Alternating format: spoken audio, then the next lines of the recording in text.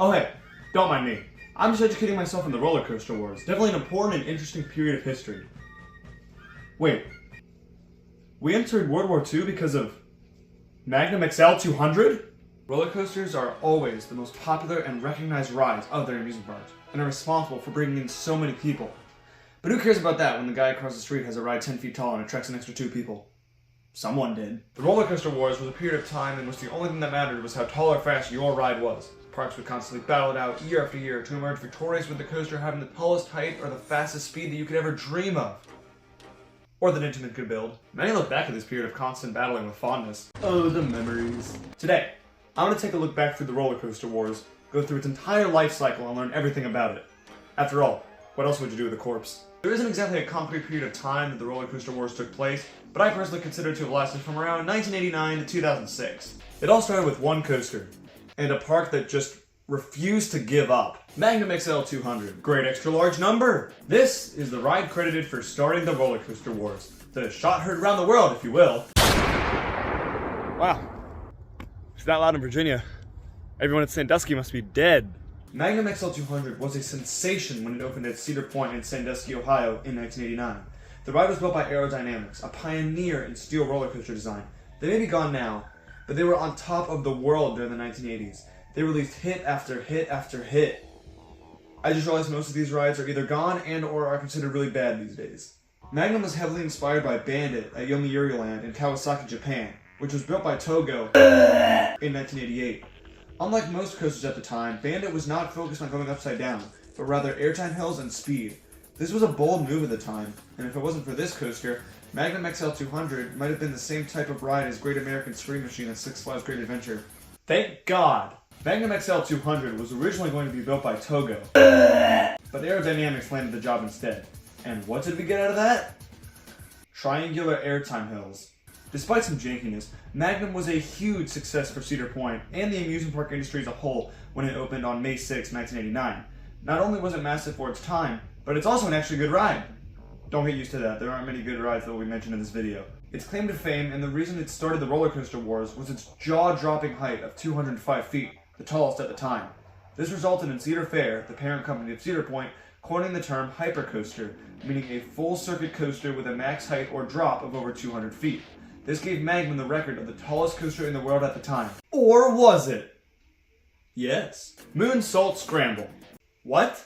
This is one of those coasters I always forget about. It opened in 1983 and had a max height of 229 feet. However, it was technically not eligible for the record due to not having a full circuit layout. However, if you have no soul, you could argue this was the world's tallest coaster at the time. I mean, the Guinness Book of World Records did.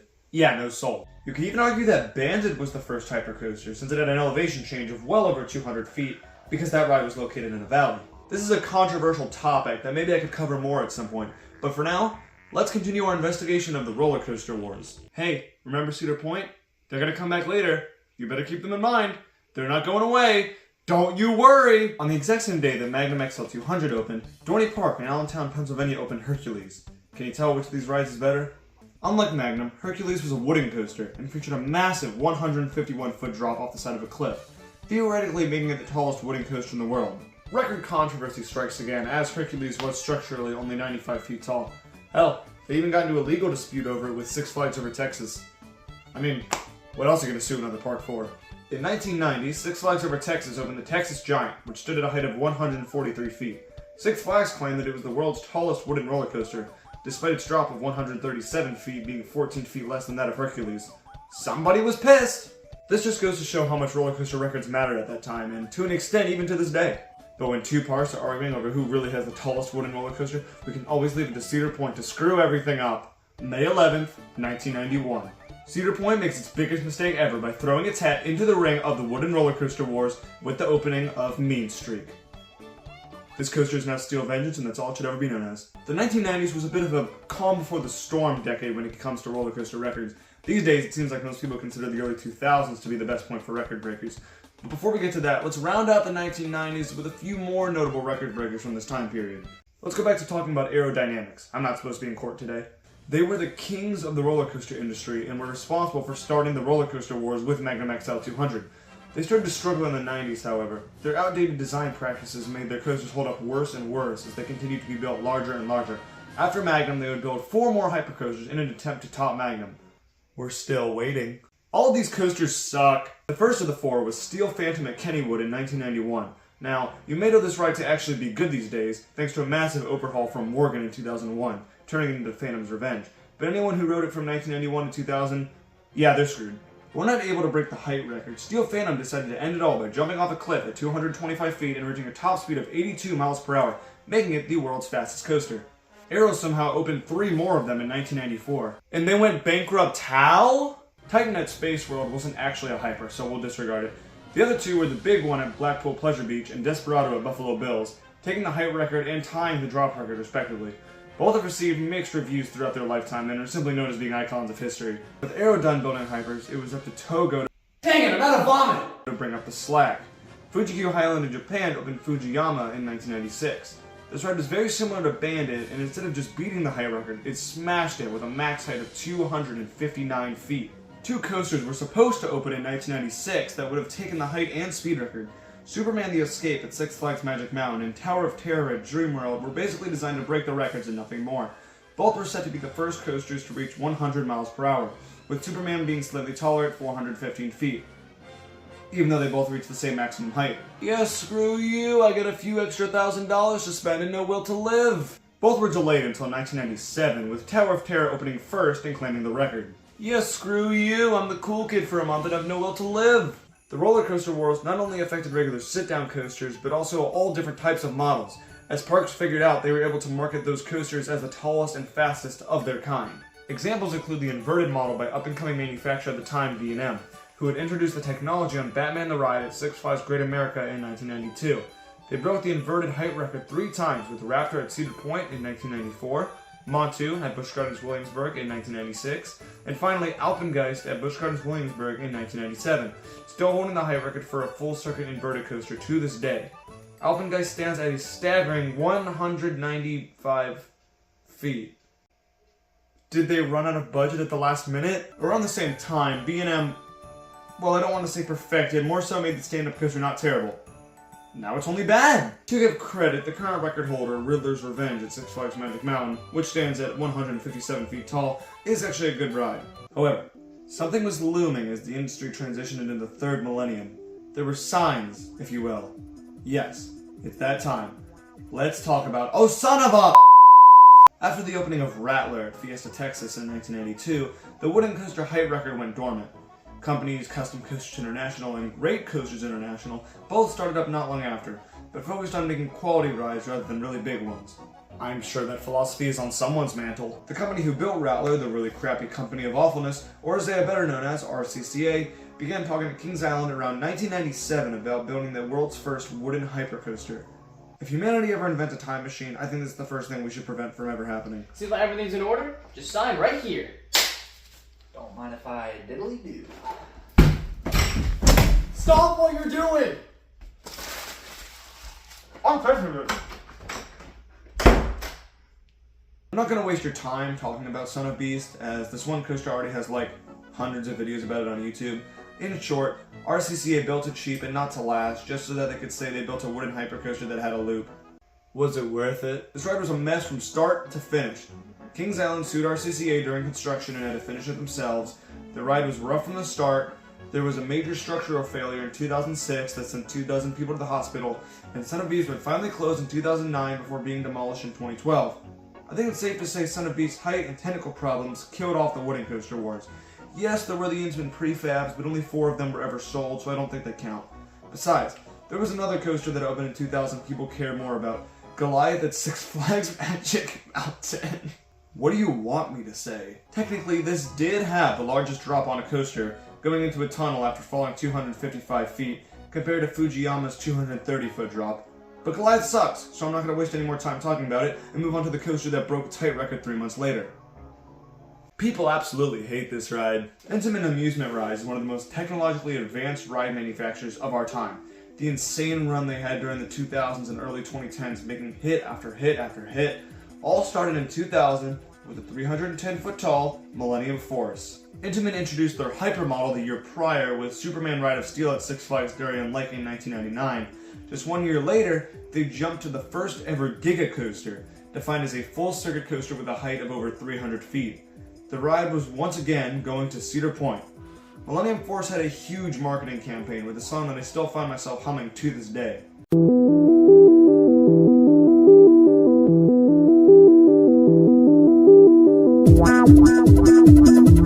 Unlike hypercoasters, which focused on airtime, Millennium Force was all about showcasing its speed and staying low to the ground with a long ride time, which is the basic formula for giga coasters to this day. Or at least it would be if they weren't dead and buried. Millennium Force was considered the best roller coaster in the world at its opening.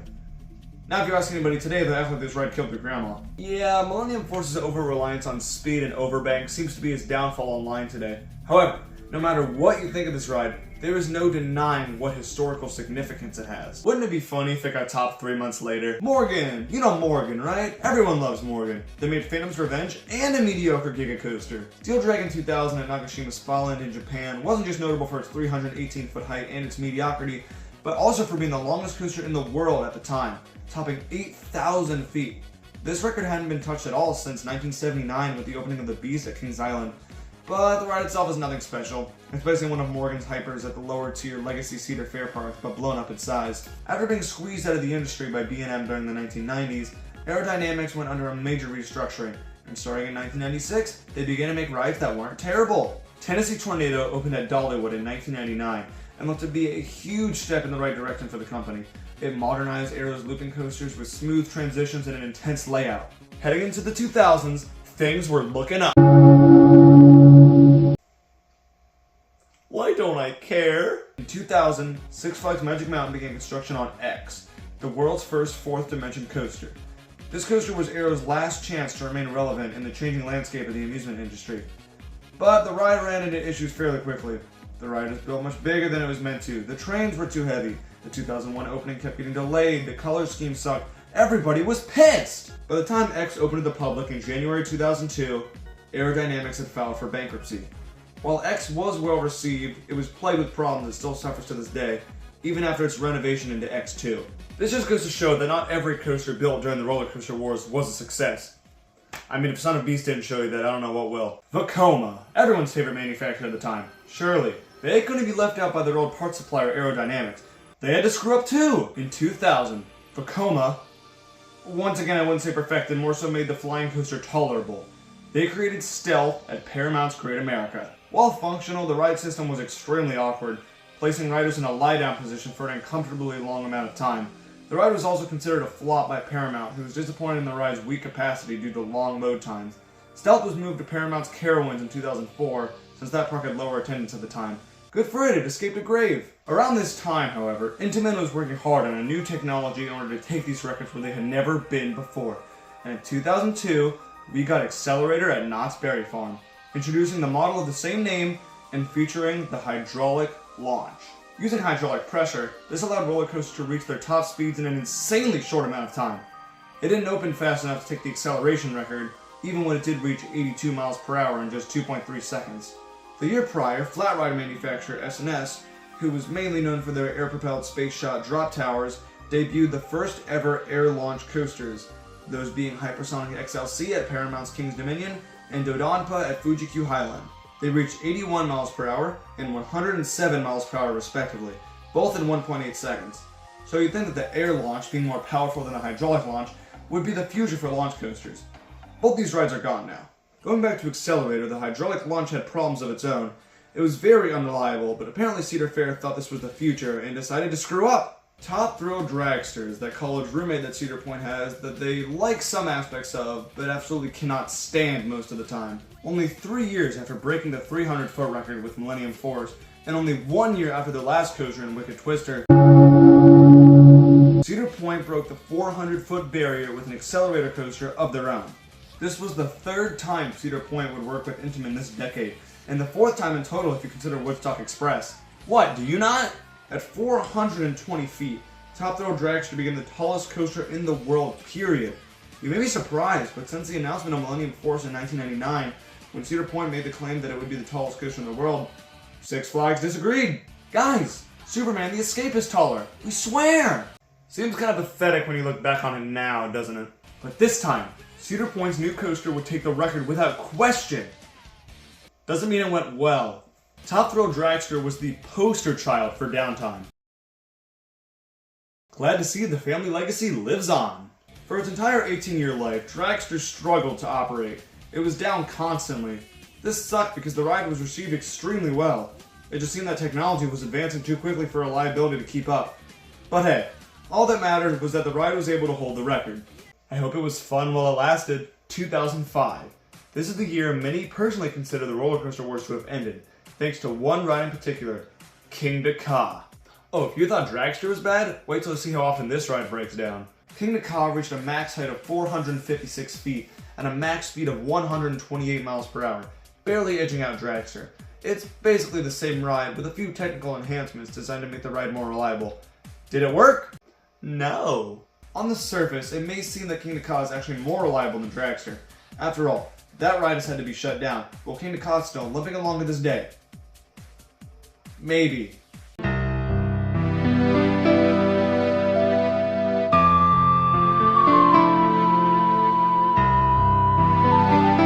Here's the thing though, if one of Cedar Point's star attractions were to break down all the time, such as Dragster, they would get an angry mob and pillage the Intamin Village. Now Six Flags, they don't really care. While not received as well as Top Thrill Dragster due to more restrictive restraints and not tracking as smoothly, King Ka was a massive success for the park.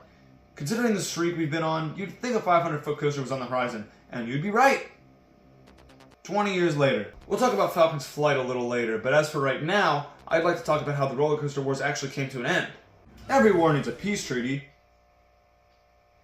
This'll do. By the mid-2000s, it looked like the sky was the limit, and anything was possible. Even failure. In September of 2006, Cedar Point announced they would open Maverick in 2007. This announcement signaled the end of record-breaking coasters. Cedar Point wasn't going to do it. Who else would? Maverick was Cedar Point's first major coaster since Iron Dragon in 1987 to not be record-breaking. Honestly, I'd rather be called dead than have myself compared to Iron Dragon. Maverick stood at only 105 feet tall and was focused on snappy transitions, multiple launches, and ejector airtime. Many were puzzled by Maverick's announcement at the time, as it didn't really seem to fit the park at all. But once it opened in May of 2007, everything seemed to click. Maverick instantly became regarded as one of the best coasters of all time. Since its entire focus was on being a good ride, it could deliver an experience designed to impress. Do not be fooled by this ride's size. It's easily one of the most intense coasters out there. This was Intamin's first ever Blitz coaster, now known as their multi-launch model. Rides like Velocicoaster and Pantheon have this ride to thank for how good they are. After the roller coaster wars ended, there were still multiple attempts to build a 500-foot coaster. Aerodynamics was planning on building a 700-foot fishhook coaster way back in 2001 on the side of the Stratosphere in Las Vegas, but then they remembered they were dead, so it got cancelled. There was also the Polar Coaster, which was a concept that got passed around a few different manufacturers in the early 2010s that functioned as a tower with a coaster winding its way down. This ride looked lame as hell, but the one that simply refused to go away, no matter how much it was dismissed for years after its announcement, was Falcon's Flight.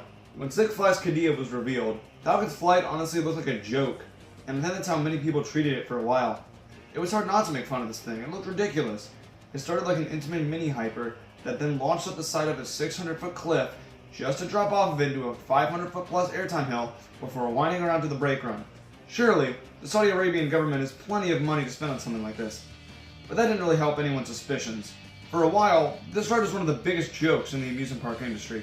Everyone and their mother couldn't get enough from saying that this ride was a fantasy and was never actually going to happen. However, in 2023, construction pictures started appearing online, and that's when everyone stopped laughing.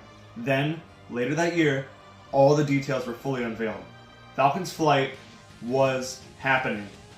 Everyone in their mother community went downhill hard after this announcement. The roller coaster wars may be over, but there are still records being broken to this day, even if they're not as cool anymore. The world's tallest and fastest giga coaster. Sure, the tallest and fastest single rail coaster. By 1 foot and 1 mile per hour. The world's fastest multi-launch coaster. Okay, that one's not even true. Although the construction of Falcon's Flight may not mean that the roller coaster wars are coming back, the importance of this time period in history cannot be overstated. And besides, the post-Maverick era that we're currently in has brought us some of the best coasters of all time that are still cherished to this day as some of the greats. People think Steel Vengeance is bad now?